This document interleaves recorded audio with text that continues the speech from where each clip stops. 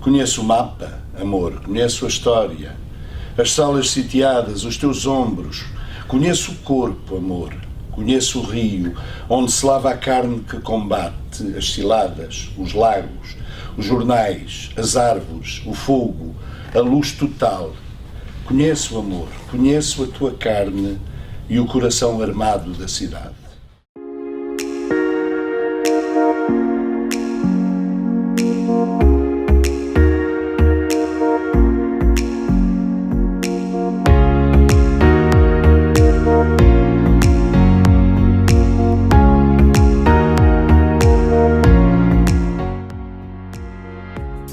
Falamos de património literário numa dupla vertente, que é o património material literário, os espólios literários, os produtos de difusão desses espólios literários, seja através de edições, através de exposições, como esta que aqui temos patente na Fundação, que é a parte material deste património literário, sendo que, por outro lado, é inegável que a vertente patrimonial e material ligada à língua portuguesa é obviamente gritante no caso da literatura, não é?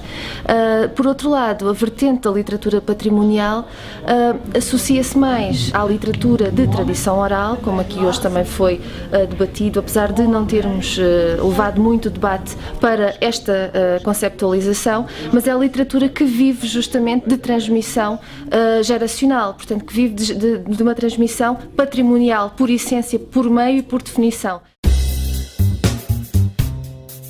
Se nós formos aos folhetos de cordel do século XVI, encontramos grande parte do repertório do romanceiro que se canta nos nossos dias. Estão registados nesses folhetos de cordel. Eles existem, eles estão em bibliotecas, aliás, felizmente até existem facsímiles desses folhetos de cordel que neste momento podemos ter nas nossas bibliotecas particulares. Mas, enfim, quem não seja especialista pode consultar na biblioteca e ver. Ao mesmo tempo, e para terminar, porquê que eu falo da história? E porquê que eu falo? E quando eu falo da história, estou a falar da história no sentido académico. Se nós formos fazer uma escolha e perguntarmos, precisamente à luz dessa história, da antiguidade, do que eu diria o filtro do tempo, não é? Porque o património também é isso. São factos culturais filtrados pelo tempo. É como se houvesse uma peneira, que é o tempo, e só caem alguns dos grãos ficam na peneira, não passam, não é? Portanto, são esses que ficam, que se conservam na memória. Ora bem, dizia eu, se nós formos fazer uma escolha, é muito natural que alguém nos diga, isto é muito antigo. Mas é muito antigo porquê? A minha mãe cantava. Até pode dizer, a minha avó cantava. O que eles não sabem é que não era só cantado pela mãe e pela avó. A bisavó também cantava. A trisavó também cantava. Ou seja, desde o século XVI, por exemplo, e estou a dar agora uma data hipotética, desde o século XVI ao século XVII ou século XV, que este mesmo texto é cantado.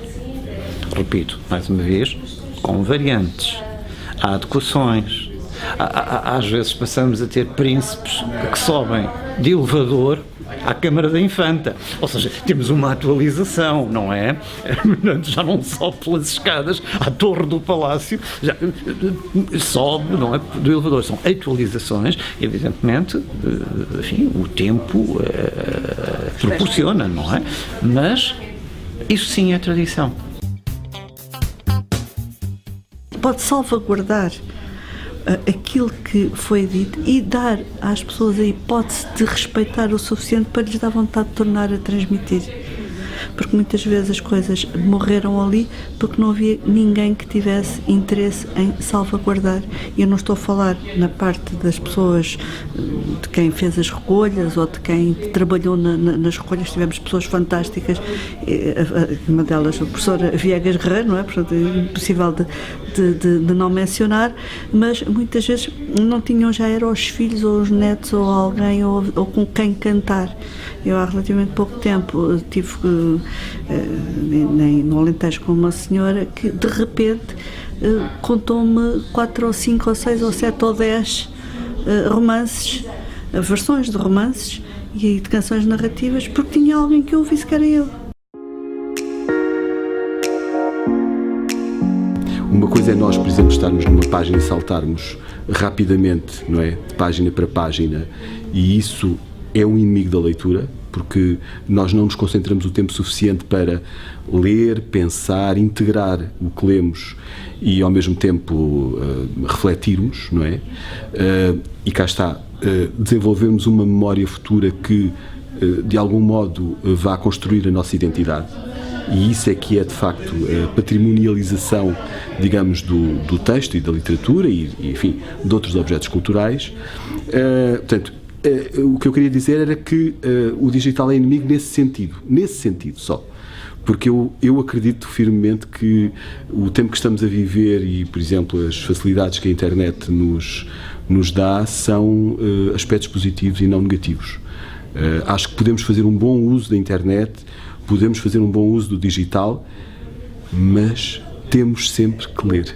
E, portanto, a leitura é esse tempo de encontro com o texto, é esse tempo de apropriação do texto, e isso é que depois nos constrói e que, em último caso, nos faz catapultar para o futuro e viver para lá do nosso próprio corpo.